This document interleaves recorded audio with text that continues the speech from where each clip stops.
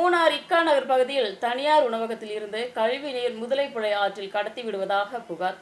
சட்டவிரோதமாக இரவு நேரத்தில் சாலையில் குழி எடுத்து பைப்புகள் பதித்து கழிவுநீர் ஆற்றில் கடத்தி விடப்படுகிறது.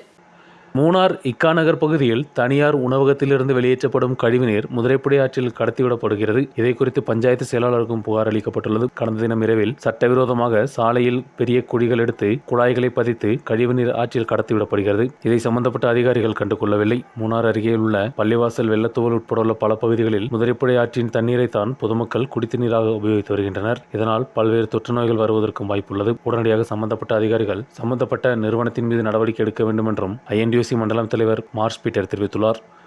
കോളനി റോഡിൽ പ്രവർത്തിക്കുന്ന ഓജാസ് ഹോട്ടൽ കുറേ ദിവസങ്ങൾക്ക് മുമ്പ് രാത്രി അവിടെ നിന്നുള്ള മാലിന്യം സെപ്റ്റി ടാങ്ക് വെള്ളം നേരെ മുതിരപ്പള്ളി ആറ്റിലെയാണ് ഒഴുക്കി വിട്ടാക്കുന്നത്. ആ മുതിരപ്പള്ളി ആറ്റിലുള്ള വെള്ളമാണ് താഴെ പള്ളിവാസലാണ് ചില ഭാഗങ്ങളിൽ കുടിക്കാൻ വേണ്ടി ഉപയോഗിക്കുന്ന വെള്ളമാണ് ആ വെള്ളം.